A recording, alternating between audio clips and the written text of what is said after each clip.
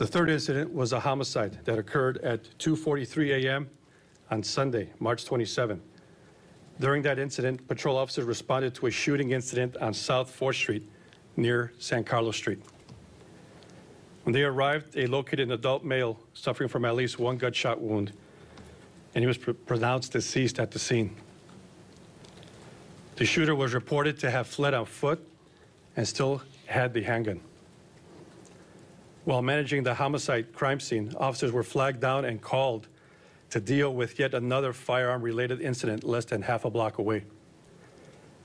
This fourth incident resulted in an officer-involved shooting that occurred at approximately 3:11 a.m. at La Victoria restaurant on San Carlos Street, a few hundred feet away from the scene of the homicide. This incident involved two different groups of people who went to the La Victoria restaurant. At the time of the incident, the restaurant was crowded with late-night customers. The two groups became involved in a verbal argument with each other that escalated into a physical fight. You will see a video surveillance footage from inside the restaurant that captured this violent fight that left one person suffering from an orbital fracture.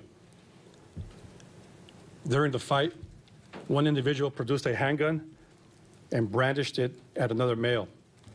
Seeing the gun, all the occupants and the employees began running out of the restaurant and yelling.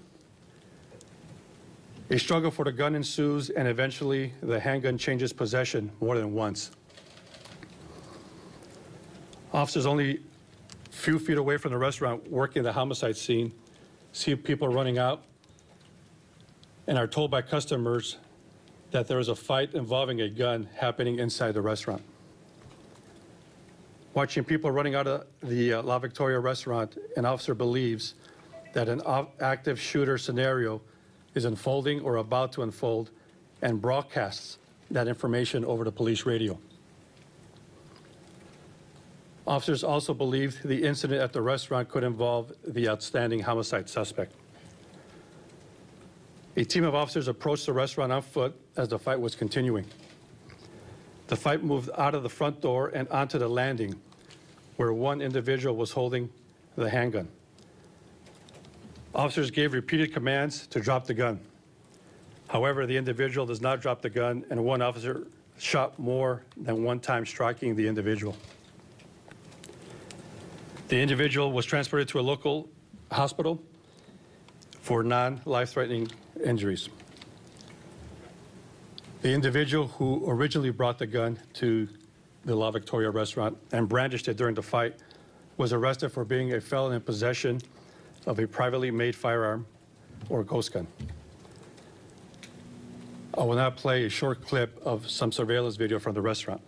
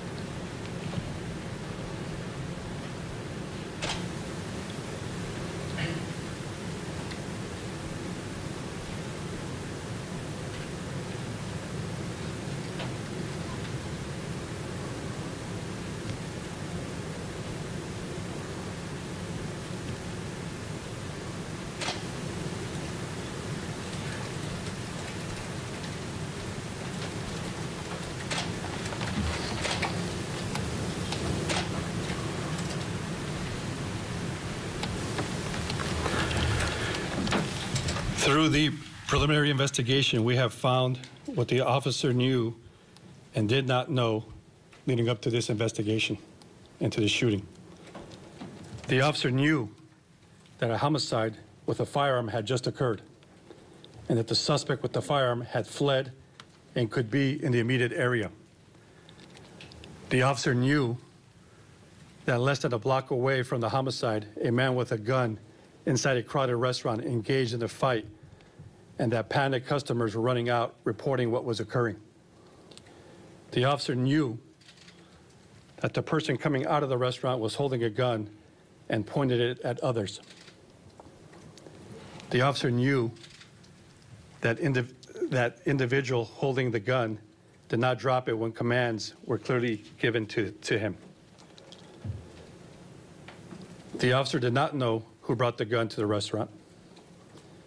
That information came to light after the detectives viewed the surveillance footage after the shooting. Body-worn camera from several officers captured the incident, and we have released a still image from a body-worn camera that showed the individual holding the firearm at the time he was shot. There was one involved officer in this shooting, with several other officers witnessing the shooting. The involved officer has 4 years of experience and is CIT trained and has been placed on routine administrative leave.